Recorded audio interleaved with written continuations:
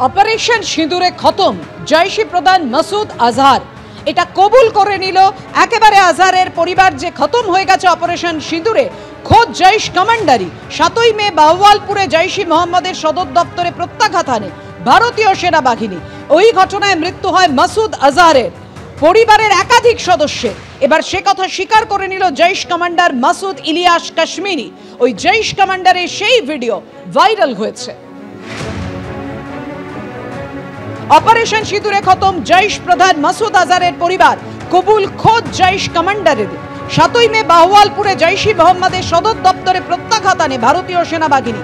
আর ওই ঘটনায় মৃত্যু হয় মাসুদ আজহারের পরিবারের একাধিক সদস্যের।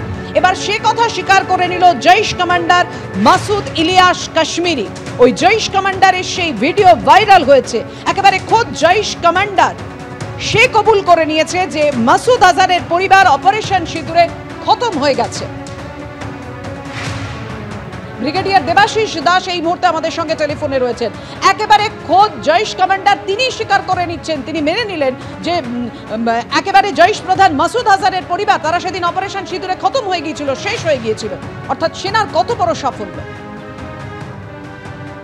হ্যাঁ দেখুন, জৈশে মোহাম্মদ আর লস্কর কে তৈবারে দুটোরই অনেক অনেক আত্মীয় স্বজন এবং টপ লিডার শেষ হয়ে গিয়েছিল অপারেশন সিন্দুরে। খালি জৈশে মোহাম্মদের সর্বোচ্চ যিনি লিডার ওনাকে মারা যায়নি, কারণ আমাদের দুর্ভাগ্য যে ওই দিন উনি অন্য কোথাও একটা ছিলেন রাতে। এবং পাকিস্তান তো আমরা দেখতে পাচ্ছি সেইগুলোকে আবার রিবিল্ড করছে এবং ওদেরকে আবার নতুন করে বাড়িয়ে দিচ্ছে সবকিছু এবং সারা পৃথিবীকে সেটা বলছে। এবং উনি স্বীকার করেছেন, ভালো কথা। না স্বীকার করলেও আবার যদি ওনারা এগুলো করেন তো আবার মাথার মধ্যে ওনাদের আবার যেগুলো বানাচ্ছে সেগুলোকে আবার ভাঙা হবে এবং আরো বেশি সাজা দেওয়া হবে, সেটাই আশা করা যাচ্ছে। বাট এটা ভালো হলো যে পাকিস্তানের মুখ থেকে তো শোনা যাচ্ছে তাহলে যে ভারতীয় সেনাবাহিনী কিছু করেছে, কারণ ভারতের মধ্যেও কিছু মানুষজন আছেন যারা সবকিছু প্রমাণ দেখতে চান। তো তাদেরও অন্তত মুখটা কিছুদিনের জন্য বন্ধ থাকবে, সেটা একটা আশাজনক। আদারওয়াইজ সেনাবাহিনীর কাছে এগুলো কোনো ব্যাপার না, ওনারা যতবার বানাবেন ততবার ভাঙা হবে। ধন্যবাদ ব্রিগেডিয়ার দাস। দুয়াখাকি মামলায় হাইকোর্টের মাননীয় বিচারপতি এতটাই বিরক্ত এবং ক্ষুব্ধ পুলিশের ভূমিকা নিয়ে। আপনাদের মনে করিয়ে দিই, 2023 সালে অর্থাৎ 2 বছর আগে নভেম্বর মাসে ঠিক কি ঘটেছিল? জয়নগরের জোড়া খুনের ঘটনায় দলুয়াখাকিতে তাণ্ডব চলে। পুলিশের সামনেই সিপিএম কর্মী সমর্থকদের বাড়িতে হামলার অভিযোগ সামনে আসে।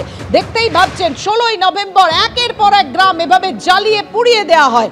বেছে বেছে সিপিএম কর্মী সমর্থকদের পরপর বাড়িতে ভাঙচুর চলে, তাণ্ডব চলে, আগুন ধরিয়ে দেওয়া হয়। তৃণমূল নেতার অনুগামীদের বিরুদ্ধেই তাণ্ডবের অভিযোগ করে সিপিএম। একাধিক বাড়িতে কিভাবে তাণ্ডব চালানো হয়, ভাঙচুর চালানো হয় তা এই ছবিতে সহজে অনুমেয়। আর সেই ঘটনাতেই, সেই মামলাতেই আজকে আদালত প্রশ্ন তুলল পুলিশের ভূমিকা নিয়ে। মাননীয় বিচারপতি তিনি প্রশ্ন তুলেছেন জয়নগরে তাণ্ডবের মামলায়। একেবারে কড়া বার্তা দিয়েছেন বিচারপতি তীর্থঙ্কর ঘোষ। 45 দিন সময় দিন, সবাইকে খুঁজে আনবো। সরকারি আইনজীবী তিনি আবেদন করেছেন। তখন তিনি বলছেন এই ভোকাল টনিক তদন্তকারী অফিসারকে দিন। সৌভিক,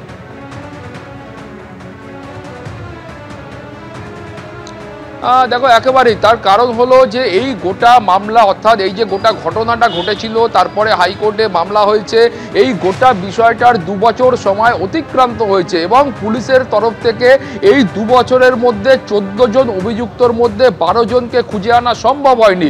সেখানে আজকে কলকাতা হাইকোর্টে দাঁড়িয়ে একজন আইনজীবী, যিনি সরকারি আইনজীবী, তিনি বলছেন যে তার তদন্তকারী অফিসারের সঙ্গে আলোচনার পর তিনি কলকাতা হাইকোর্টকে জানাচ্ছেন যে 45 দিন সময় দেওয়া হোক, তার মধ্যে তারা এই 12 জন অভিযুক্তকে খুঁজে নিয়ে আসবে।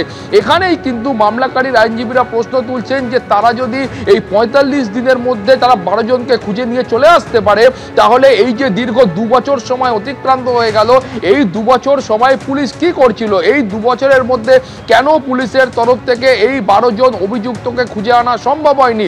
একই প্রশ্ন কিন্তু মাননীয় বিচারপতি তীর্থঙ্কর ঘোষ তিনিও ব্যক্ত করেছেন। তিনিও বলেছেন যে পুলিশকে আর সময় দেওয়া যাবে না, 2 বছর অতিক্রান্ত হয়ে গিয়েছে।